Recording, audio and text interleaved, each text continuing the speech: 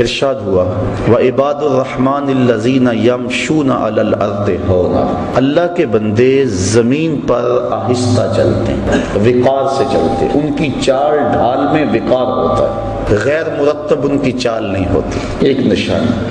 وَإِذَا خَاطَبَهُمُ الْجَاهِلُونَ قَالُوا سَلَامًا، اور جب ان سے جاہل مخاطب ہوتے ہیں تو وہ الجھتے نہیں، بحث میں نہیں پڑتے، اس کو کہتے ہیں بابا سلام کو۔ سلام متارکت یعنی ترک کرنے کا سلام، کہ تو بھائی ڈاڈا بس جان چھوڑ دے، تو وہ بحث جاہلوں سے نہیں کرتے، ان سے جو ہے وہ الجھتے نہیں، بلکہ قالوا سلام کہتے ہیں کہ بابا تجھے سلام ہو۔ دوسری نشانی بیان فرمائی والذین یبیتون لربہم سجدا وقیاما، اور وہ اللہ کے حضور اپنی راتیں کبھی سجدے میں گزارتے ہیں، کبھی قیام میں گزارتے ہیں،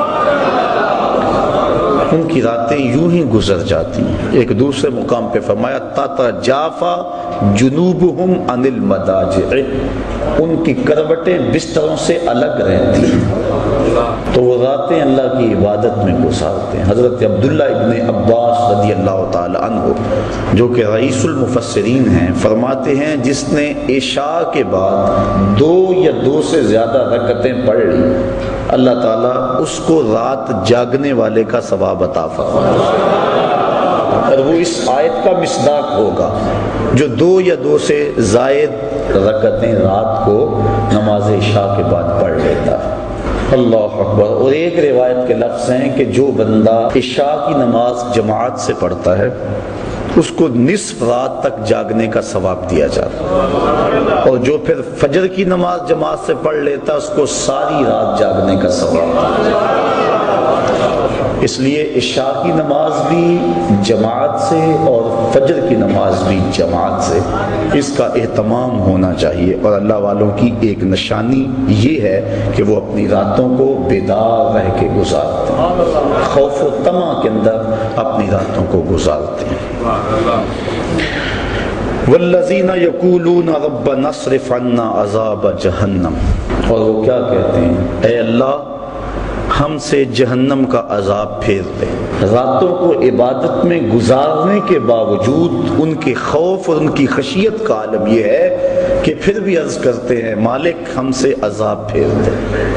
وہ عبادت کی وجہ سے متکبر اور مغرور نہیں ہو جاتے کہ ہم اتنی عبادت کر رہے ہیں، کہا نہیں، وہ یہ دعا کرتے ہیں والذین یقولون، اور وہ جو عرض کرتے ہیں ربنا اصرف عنا عذاب جہنم، اے اللہ ہم سے عذاب جہنم کو پھیر دے، ہم اس کے سہنے کی سکت نہیں رکھتے، ہمیں یوں ہی معاف کر دے۔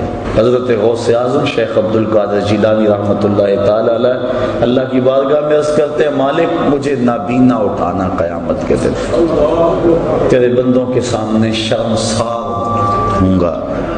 ہیں اعمال ان کے یہ، لیکن خوف اور خشیت کا عالم یہ۔ اللہ اکبر، وہ ڈرتے رہتے۔ حضرت سری سکتی رضی اللہ تعالیٰ عنہ جلیل القدر اولیاء میں سے، حضرت جنید بغدادی کے رشتے میں ماموں بھی لگتے ہیں اور شیخ بھی لگتے ہیں، کہتے ہیں میں تو اس بات سے ڈرتا ہوں کل قیامت کے دن اپنے رب کا سامنا کیا کروں گا، کیسے اس کا سامنے کر پاؤں گا۔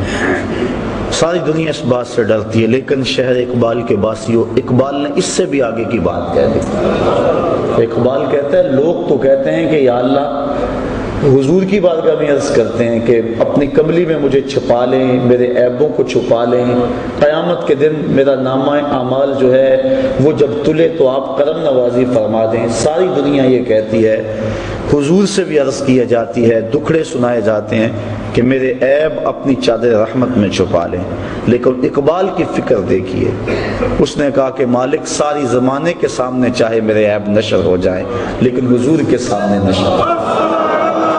تو غنی از ہر دو عالم من فقیر، روز معاشر عذر آئے من پذیر، گر تو می بینی حسابم ناگزیر، از نگاہ مصطفیٰ پنہاں بگیر۔ اے اللہ تو غنی ہے اور میں تیرا نیاز مند بندہ، بغیر حساب کے تو مجھے بخش دے تو تجھے کون سا بھار لگتا ہے۔ لیکن اگر میرا حساب لینا ضروری ہی ہوا تو میری گزارش یہ ہے کہ حضور کے سامنے نہ لینا، مجھے حضور رحمت للعالمین سے شرم آئے گا۔